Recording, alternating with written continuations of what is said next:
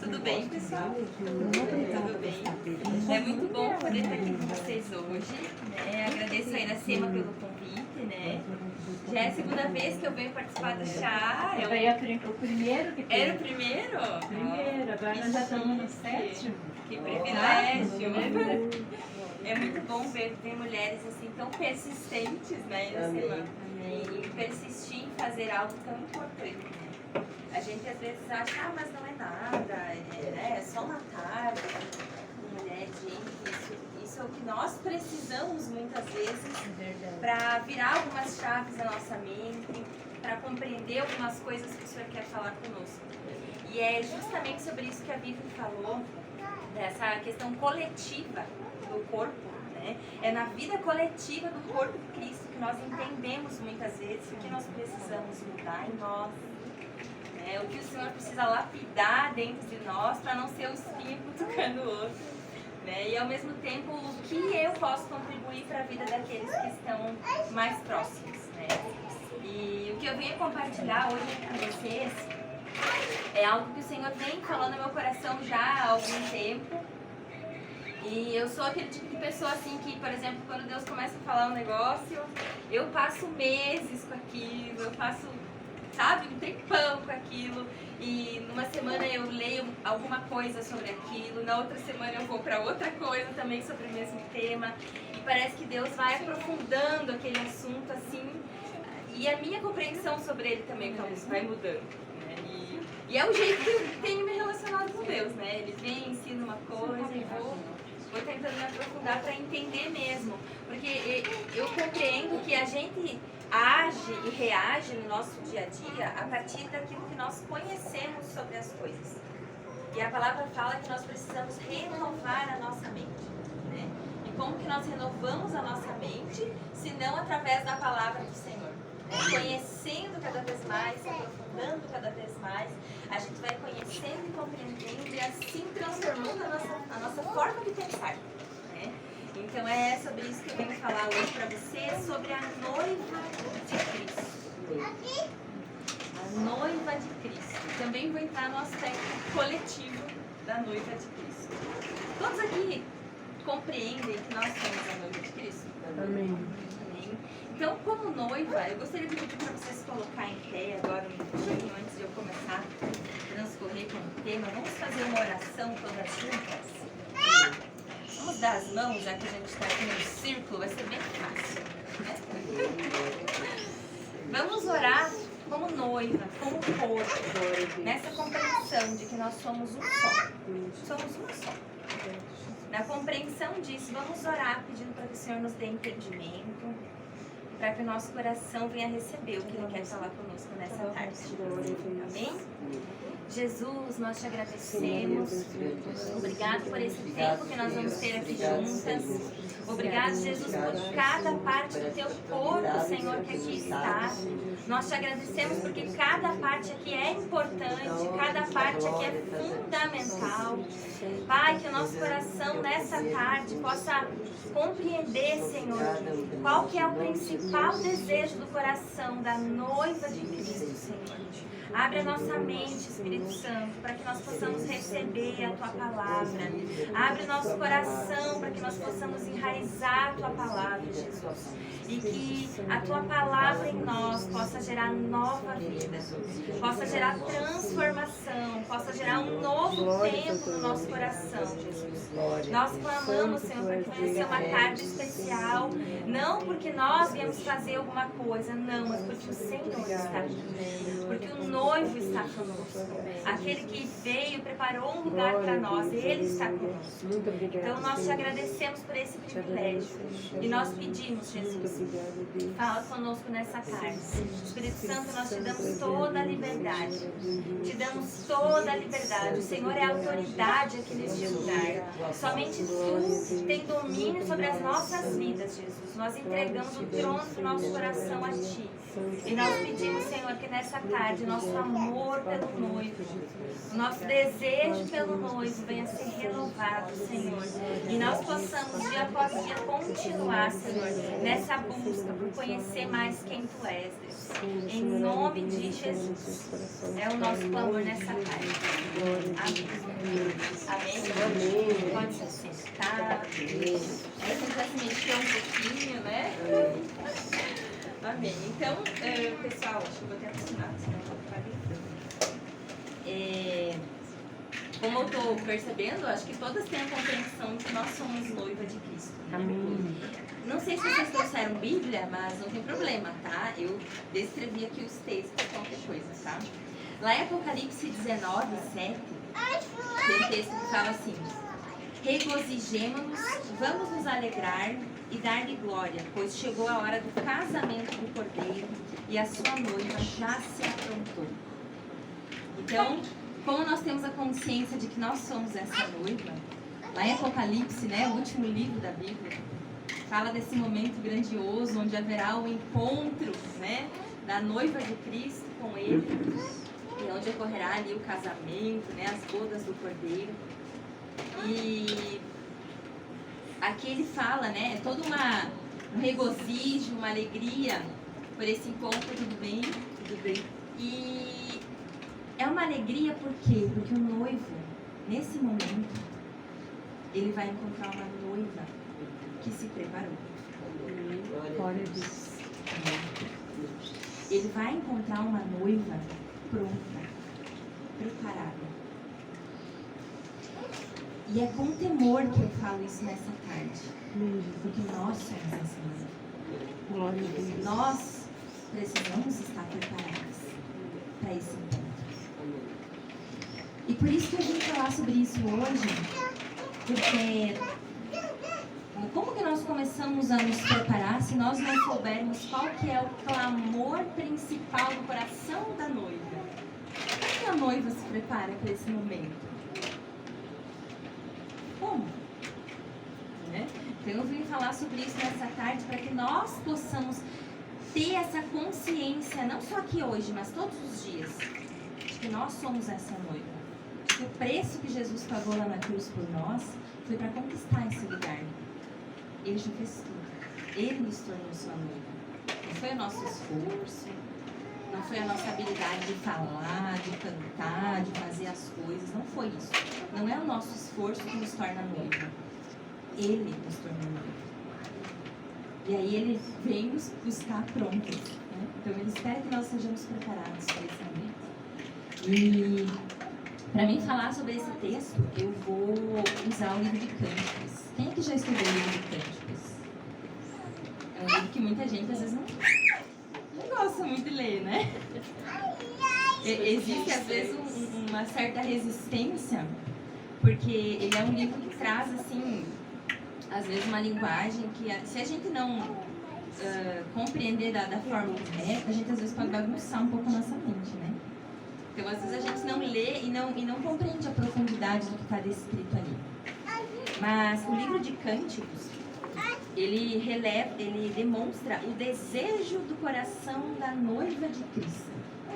E por isso que é tão importante, eu convido vocês para daqui em diante começarem a estudar o livro de Cânticos. Porque ele revela o processo do amadurecimento desta noiva à medida que ela se aproxima do noivo. À medida que ela entra na intimidade do noivo, ela começa a entender quem ela começa a entender como que o noivo se move, o que o noivo pensa, o que o noivo quer. E aí esse preparo que o noivo espera de nós. Amém? E quando a gente lê o livro de Cânticos, a gente pode interpretar ele de duas formas principais, tá?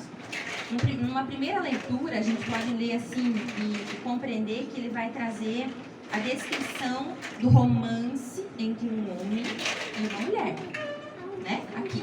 Quem já passou por um romance, ou está passando, ouvindo todos os dias um romance, né? A gente sabe como é um romance.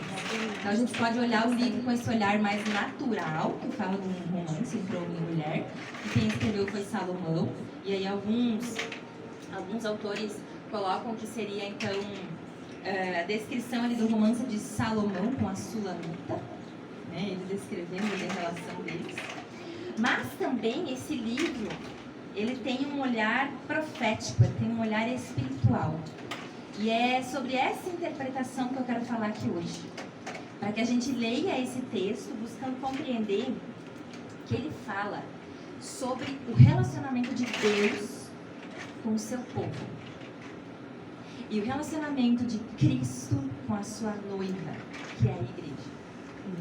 Então é sobre essa ótica que nós vamos falar aqui hoje, esse relacionamento entre nós, entre o noivo e você e eu. Amém? Então, como eu já falei, esse livro ele vai mostrar que a partir do conhecimento do amor de Deus por nós, que nós começamos a perceber como nós devemos amá-lo. À medida que nós entendemos a forma que Ele nos ama, nós vamos compreendendo como que tem que ser o nosso amor para corresponder isso. Porque Ele vem buscar uma noiva preparada, que corresponde. Ou vocês acham que alguém casa ou vai com um compromisso sem ter esse romance, esse amor, essa escolha, de você realmente gostar daquela pessoa, realmente olhar para os atributos dela e ver, é com essa pessoa que eu vou casar. Ele vem buscar uma noiva assim, que olha para ele e percebe que ele tem tudo que ela precisa. Então, antes de eu entrar aqui no texto, eu queria perguntar para você, qual tem sido o maior clamor do seu coração? O que você mais tem desejado? Pare e pense um pouquinho. Às vezes a gente tem desejado muitas coisas. Eu mesma, muitos desejos, muitas ideias, muitas coisas. Mas às vezes os nossos maiores desejos, eles não estão relacionados ao nosso noivo. E é pesado falar isso, porque é verdade. A verdade às vezes dói, mas ela liberta e ela pode nos transformar. Então, muitas vezes o nosso desejo está relacionado às vezes com riquezas, uma conquista, né, de coisas terrenas, com reconhecimento, o que mais? Viagens, roupas bonitas, andar sempre arrumada, comida. Tem gente que tem um desejo de sempre ter comida boa em casa. E se almeja, e se esforça para isso, tem tanto. O maior desejo do nosso coração é o que mais ocupa o nosso tempo. Né? E aí eu pergunto, será que esse é o desejo do coração da noiva de Cristo? Sabe? Será que esses são os desejos de alguém que sabe que é noiva de Cristo? Sabe? Será que esses são os desejos de uma noiva que está indo para o altar? Para e pensa, o que será que uma noiva que está prestes a ir lá declarar o seu compromisso para toda a eternidade, o que será que ela pensa? O que será que ela deseja? Nós somos essa noiva. Estamos nos preparando para esse ponto. Então, por isso que eu digo, às vezes a nossa falta de consciência sobre o lugar que a gente ocupa interfere na nossa vida, né? Então, se você tem sua Bíblia aí, ou no celular, ou enfim, se você quiser abrir lá em Cânticos 1, nós vamos ler do 1 ao 4.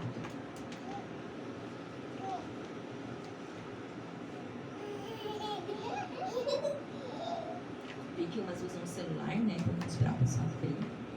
Cânticos 1, do 1 ao 4. Aqui é uma fala da noiva clamando por algo do noivo. Aí nós vamos compreender o que ela está clamando aqui. Cânticos 1, do 1 ao 4. Eu vou ler aqui, tá? Cântico dos Cânticos de Salomão. Ah, se ele me beijasse, se a sua boca me cobrisse de beijos. Sim, as suas carícias são mais agradáveis que o vinho. A fragrância dos seus perfumes é suave, e o seu nome é como perfume derramado. Não é à toa que as jovens o amam. Leve-me com você, vamos depressa. Leve-me o rei para os seus aposentos. Estamos alegres e felizes por sua causa. Celebramos o seu amor mais do que vinho. Com toda razão, você é amado. Olha o clamor da noiva. Olha o que a noiva que está indo, né, com compromisso, o que ela deseja? Isso. Ela ela deseja intimidade,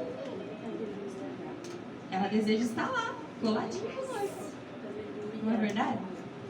Grudadinho com ele, sentindo o perfume dele. Alguém já sentiu isso alguma vez? Talvez a gente tenha uma referência na nossa mente mais relacionada com a nossa vivência aqui, na carne, né? Tipo, por um homem, né? Por alguém. Mas eu quero te dizer que esse desejo, ele também pode existir no seu e no meu coração por Jesus. O nosso amor. Esse desejo, ele precisa existir no nosso coração, porque nós vamos encontrar esse noivo. E ele não vai encontrar alguém que não queira estar lá. Se a gente não tem desejo de estar lá com ele, será que vamos realmente estar nesse momento? Esse desejo precisa estar no nosso coração, esse clamor pela intimidade, pela proximidade do amado. E tem algo bem interessante que fala aqui nesse texto. Ela começa falando ali: ah, se me beijasse, se sua boca me cobrisse de beijos. Aqui, se a gente vai para uma interpretação, olhando para essa questão profética e o significado das palavras, a gente vai compreender que a palavra beijos aqui, ela está sendo usada numa conotação como se fosse uma metáfora. Vocês já ouviram falar sobre metáfora? Então, a metáfora é uma figura de linguagem, né? Quando a gente quer falar sobre uma coisa, a gente usa um exemplo, uma palavra que descreve aquilo e que traz para nós a compreensão do que está querendo ser dito. E aqui, quando se fala beijos, a gente tem a compreensão acerca do beijo divino. O que o beijo divino representa? Se a gente for olhar a palavra do Senhor, existem dois textos, ó, Mateus 4:4 e também Deuteronômio 8:3, falam a mesma coisa. Fala assim, ó: nem só de pão viverá o homem, mas de toda palavra que procede da boca de Deus. Amém. Nem só de pão viverá o homem, mas de toda palavra que procede da boca de Deus. E o que a noiva está falando aqui? Pelos beijos, por algo que vem da boca de Deus. Entende? A figura, a metáfora? Entende? Então, assim, a palavra, tudo que o nosso Jesus, nosso noivo tem para depositar sobre nós, tem que ser o desejo do nosso coração. Nós temos que desejar ser cobertas, como ela diz aqui: ah, se você me cobrisse de beijos. Ah, se você me cobrisse com as tuas palavras. É isso que ela está falando aqui. Ah, se você me cobrisse. Você entende a profundidade disso? Quantas palavras estão reveladas aqui? Tudo isso, ele deseja que cubra o seu coração e o meu. Transforme a sua mente e a minha. E ela começa o livro demonstrando o desejo do coração dela, de que todos os ensinamentos do seu noivo cobrissem ela. Você tinha ouvido sobre isso? Então, essa palavra tem que estar no nosso coração. Nós precisamos desejar isso. A noiva, ela deseja ser beijada pela palavra que vem da boca de Deus. Amém? Então, se até aqui, esse não tem sido seu desejo, que a gente possa retomar nessa tarde, sabe? Começar de novo, renovar a chama do nosso coração e voltar a ter esse desejo, voltar a ter esse anseio de que a palavra do Senhor nos cubra, de que a palavra do Senhor transborde os nossos pensamentos, que acabe a nossa vontade, os nossos desejos, a nossa justiça própria de querer fazer as coisas, mas que a palavra dele se sobreponha sobre todas as coisas. E como será que é ser beijada pela palavra de Deus? A gente fala beijada, parece que a nossa mente vai só para aquele momento do beijo, né? Mas como será que é esta palavra entrando em nós? Sabe? Fazendo parte de nós. Isso é ser beijada pela palavra. É a gente compreender. Sabe quando o Senhor te dá a compreensão de um versículo? Você lê um versículo e aquilo foi assim, ó, profundo para ti. Não feche a Bíblia de Deus. Não. Permita que aquele versículo ecoe dentro de você. Sabe? Passe uma semana, 2 semanas, 3 semanas, 4 semanas. Passe tempo debruçado naquilo ali.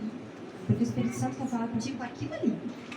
Sabe? Ele quer pegar aquilo ali e mostrar na tua vida o que ele quer transformar a partir daquela compreensão que ele te deu.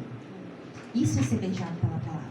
É você permitir que a palavra ela saia do nível racional e ela interiorize em você. Ela vá lá para as suas raízes mais profundas e faça parte de quem você é. Sabe? Isso é ser beijado pela palavra. E quando a gente se permite ser beijado pela palavra de Deus, não tem como a nossa vida não ser transformada. Não tem como a gente não se tornar uma outra pessoa. Porque a palavra dele ecoa dentro de nós. Ecoa. Amém? Então eu começo falando sobre esse desejo do coração da noiva, de ser beijada pela palavra de Deus, ser coberta pelos beijos da palavra de Deus, amém? Que você possa nessa tarde clamar para que esse desejo no seu coração seja renovado, para que você volte a ter desejo de sentar, ler a palavra, de orar, de estar nesses momentos com pessoas que também têm essa fé, que também têm essa busca. Às vezes não vai ser fácil, não vai ser simples, mas você tem a compreensão de quem é a noiva que o noivo vai vir buscar. Quem é essa noiva? A noiva preparada, a noiva adornada. E nós estamos aqui nos preparando justamente nesse momento, nos ajudando umas às outras a nos preparar. E outro texto que eu vou ler também em Cânticos, tá? Na sequência. Agora vamos ler do 5 ao 6. Se você deixou aberto no seu celular. Cânticos 5 e 6. Aqui vai trazer algo muito interessante que fala acerca da graça. O paradoxo da graça. Já vou explicar o que isso significa. Aqui diz: estou escura, mas sou bela. Ó mulheres de Jerusalém, escura como as tendas de Quedar, bela como as cortinas de Salomão. Não me fiquem olhando assim porque estou escura. Foi o sol que me queimou a pele. Os filhos da minha mãe zangaram-se comigo e fizeram-me tomar conta da vinha deles. E da minha própria vinha, porém, eu não pude cuidar. Então, aqui nesse texto, a gente percebe algo bem interessante acerca da noiva. Porque ela começa reconhecendo que ela tem noção da condição que ela está. Ela começa dizendo: eu estou escura. Ela tem um espelho. Ela se enxerga. Você tem noção hoje, se você for olhar para você, assim, para a sua vida com Deus, para o seu relacionamento com o noivo, você consegue se enxergar hoje e pensar assim: olha, meu relacionamento está assim. Sabe? Falar sinceramente. Dizer: poxa, não precisa estar tão bom assim. Talvez eu estou um pouco distante do Senhor. Talvez eu, sei lá, nem tenho mais lido a Bíblia. Nem tenho mais orado. Ela tem noção da condição que ela está. Ela diz: eu estou escura. Só que é aqui que se revela o paradoxo da graça. Porque depois, na outra fala, que é dividida só por uma vírgula, ela já diz assim: mas eu sou bela. Essa é a compreensão da graça de Deus. Sabe por quê? E ela até explica, né, o motivo pelo qual ela se percebe como escura. Né? Depois, no transcorrer do texto, ela diz que ela não pôde cuidar da própria vinha dela. Ela não pôde cuidar, trazendo agora numa tradução já para a vida da noiva e Cristo, ela não pôde cuidar do próprio coração dela. Ela ficou muito ocupada cuidando da vinha dos outros, do coração dos outros, das coisas dos outros, das vontades dos outros. E ela não dedicou tempo para cuidar da vida dela, sabe? Do coração dela, das emoções dela. E por isso que lá no início ela já se reconhece: poxa, eu estou escura. Ela deixa bem claro: quantos de nós não fazemos a mesma coisa? Nos desgastamos e nos ocupamos tanto com o outro e esquecemos da importância do nosso relacionamento com Deus. Eu não estou falando do relacionamento do nosso marido com Deus, dos nossos filhos com Deus. É o nosso relacionamento. E a forma como nós nos relacionamos com Deus impacta no nosso marido, impacta no nosso filho, impacta em tudo à nossa volta. Porque quando nós nos relacionamos com Deus, Ele nos transforma. E se Ele nos transforma, nós reagimos diferente às coisas do nosso dia a dia. Não é verdade? Já percebeu que quanto mais distante a gente está do Senhor, as nossas reações começam a ficar todo distorcidas? E são as nossas reações que elas demonstram o que está por dentro. Sabe? Não é aquela atitude pensada, aquela atitude planejada, é uma coisa. Agora, quando acontece um negócio, você reage de alguma forma, demonstrou a verdade que está no teu coração. E aí nós temos que ter cuidado. Qual é a verdade que está no meu coração? Como que eu estou reagindo? Né? Então aqui começa essa declaração dela, porque ela sabe que ela está escura. Mas ao mesmo tempo ela diz que ela é bela. E por que ela diz que ela é bela? Ela sabe que aos olhos do noivo, ela é bela. Ela sabe que não importa o que ela faça ou deixe de fazer, o noivo ama ela. O noivo ama cada uma de nós. Independente do nosso esforço, do que a gente faça, de quantas vezes a gente vai na igreja, de quantas vezes a gente dobra o joelho, o amor de Deus por nós não diminui.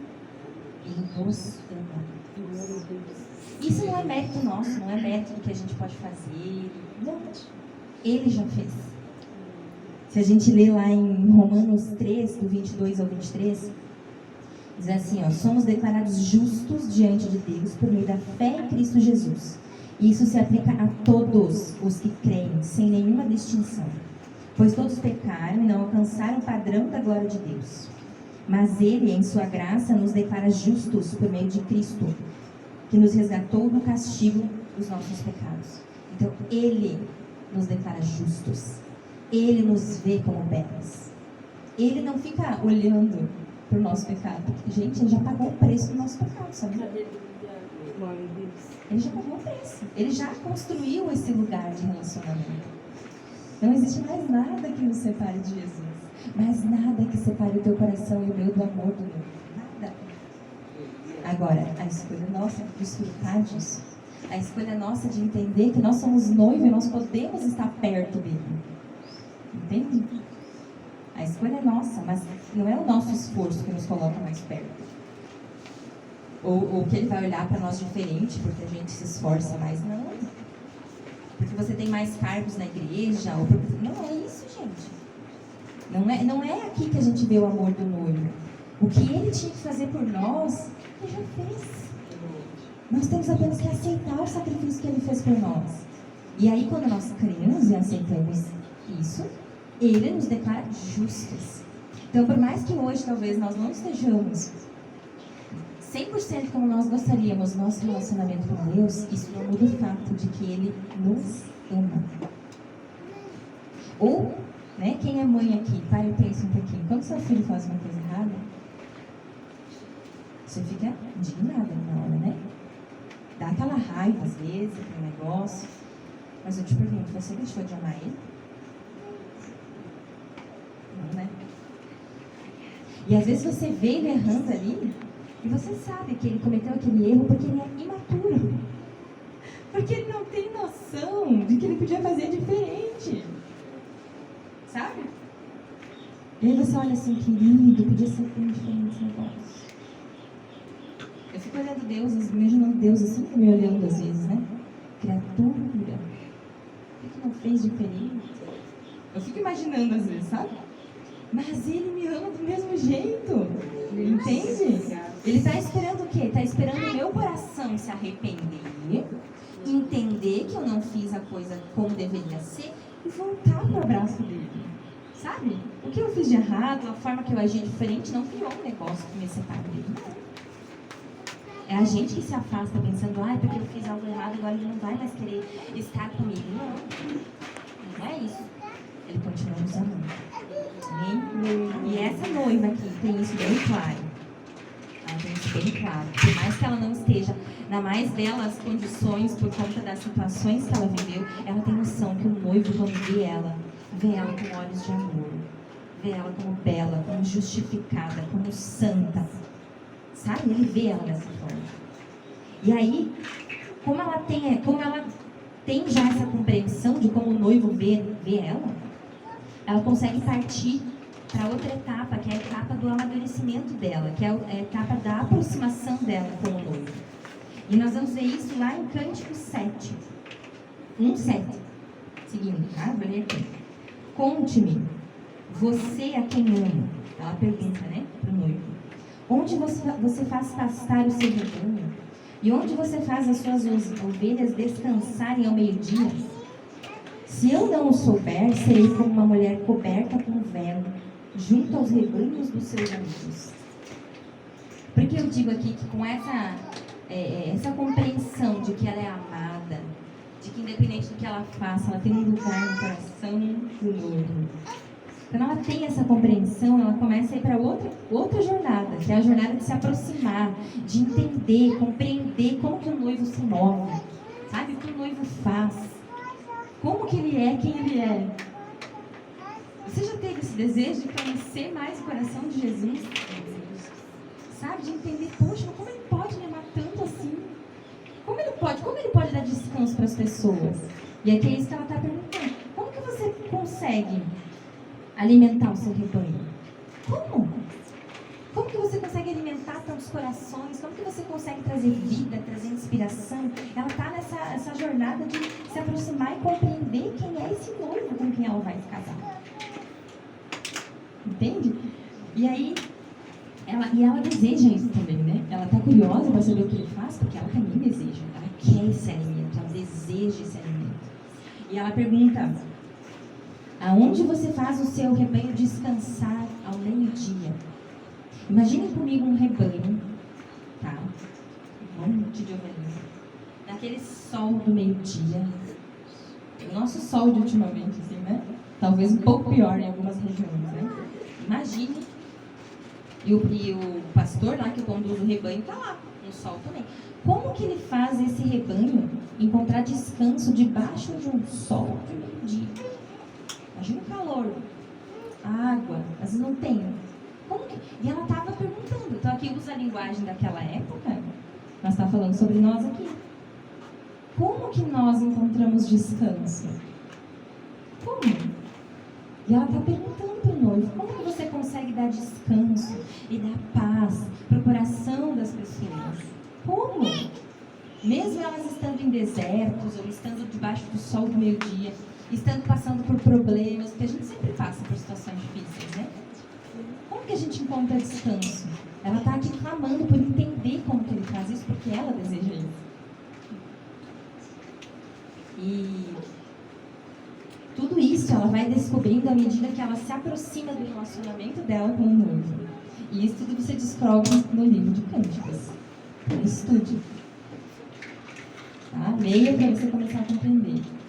E depois, na sequência, do 8 ao 10, é o último texto que a gente vai ler, Jesus responde ela, então, sobre essas perguntas que ela acabou de fazer.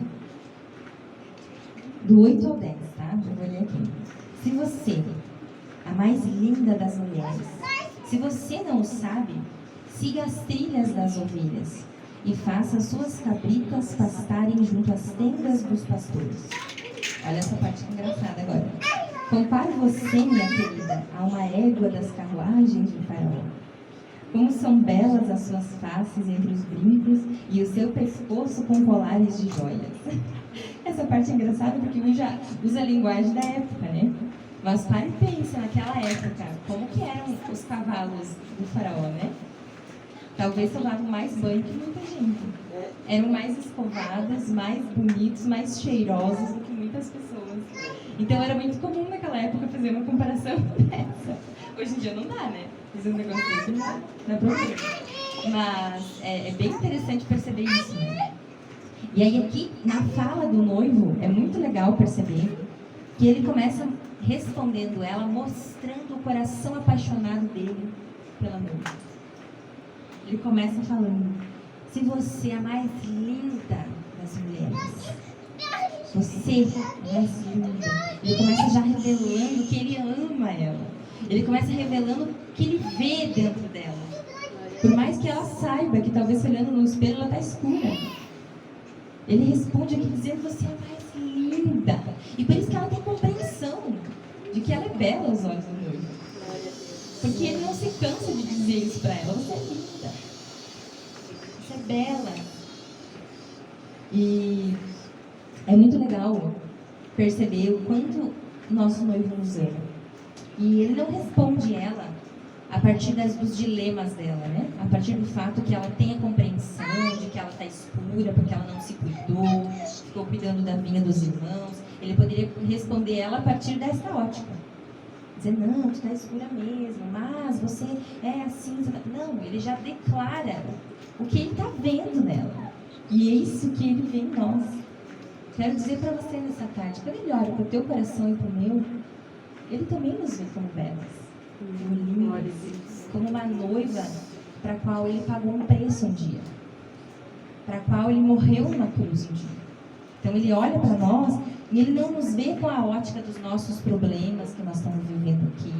Ele não fica olhando para nós por esta ótica, mas ele olha para nós por aquilo que ele já conquistou para nós. Sabe? O óculos dele é diferente do nosso. O nosso às vezes está bem sujinho, né? Bem sujinho. A gente às vezes olha para as pessoas à nossa volta já com julgamentos, a justiça própria, algo que pesa muito no nosso coração. Quando a gente vê uma coisa, a gente se sente injustiçado por aquilo e não concorda. E a nossa lente, a lente dos nossos óculos, fica totalmente contaminada, porque a gente olha para as coisas e só enxerga aquilo. Mas os olhos do nosso noivo por nós não tem esse peso de acusação. Ele levou essa acusação já. Gente, não é a nossa justiça própria que vai mudar a nossa vida ao nosso redor. Ele já pagou o preço para nos transformar. E nós, sendo transformadas, transformaremos os ambientes onde nós estivermos. Amém? O fato é, nós temos a compreensão de que nós somos noiva. Nós temos a compreensão de que nós estamos num tempo de preparação, de que as bodas estão chegando. E ele busca uma noiva preparada. E é isso que eu trago nesta tarde para a gente pensar. E a última orientação que ele dá nesse texto fala sobre a vida coletiva da igreja. Porque ele fala assim, ó, siga os passos do rebanho. Rebanho. Está falando de uma ovelha só? Está falando de muitas. E esse caráter coletivo da noiva traz essa... nós temos que ter essa compreensão que não é só eu que sou noiva. Eu sou noiva junto com a minha irmã. Entendeu? Eu sou noiva até junto com aquelas pessoas que talvez eu não gosto muito de conviver. Mas eu também sou noiva com elas. Existe um aspecto coletivo. E vão ter sim aquelas partes do corpo que a gente às vezes não vai gostar muito de conviver. Mas Jesus pagou um preço por elas também. E elas também fazem parte do corpo. Então eu preciso buscar ter o olhar do Senhor sobre essas pessoas, do noivo, sabe? Conseguir olhar para elas e jogar fora o nosso óculos da justiça própria, o nosso óculos das nossas vontades, e olhar para elas também com o mesmo amor de Jesus.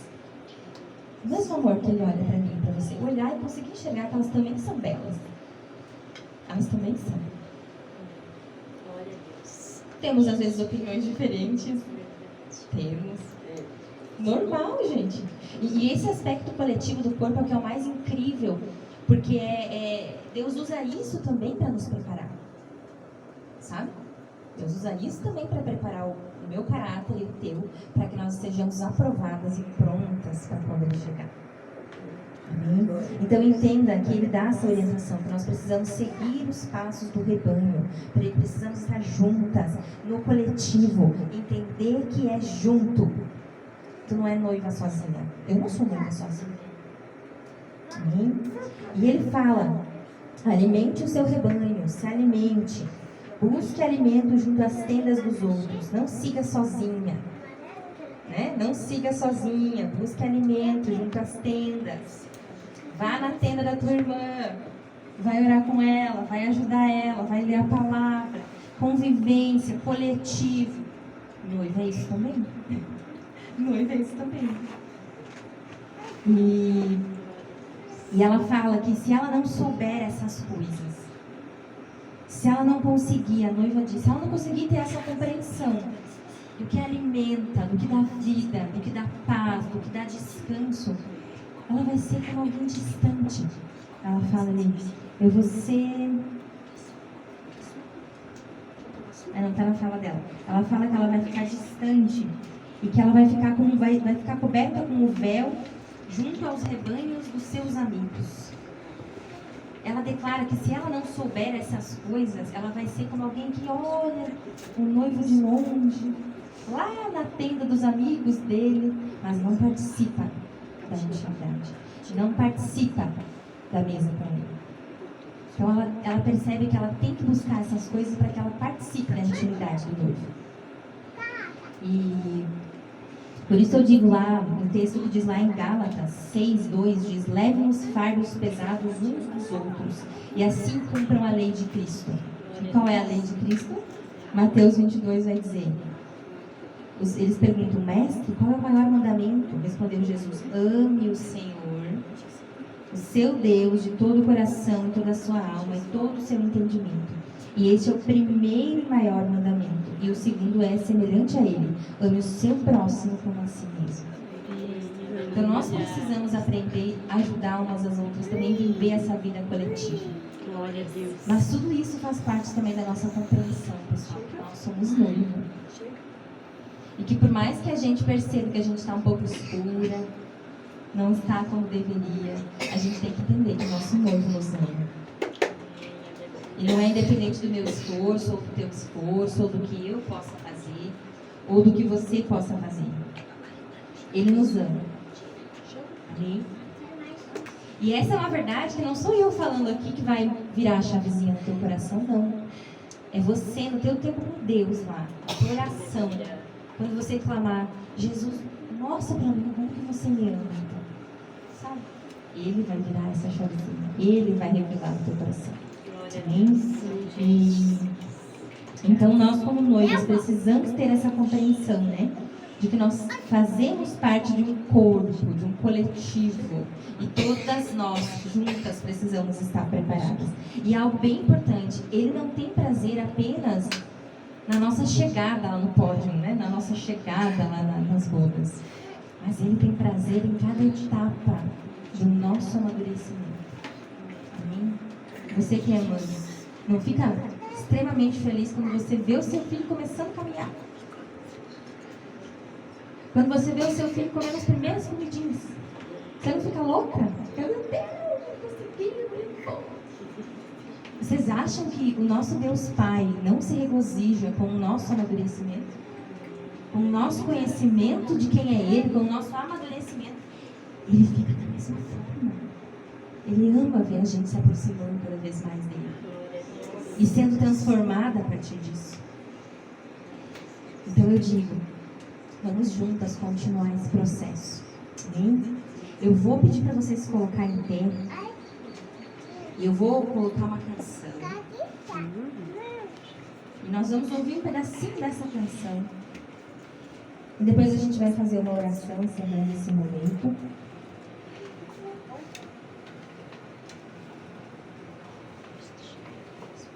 Eu pedi para você fechar os teus olhos. Tente esquecer um pouco quem está aqui.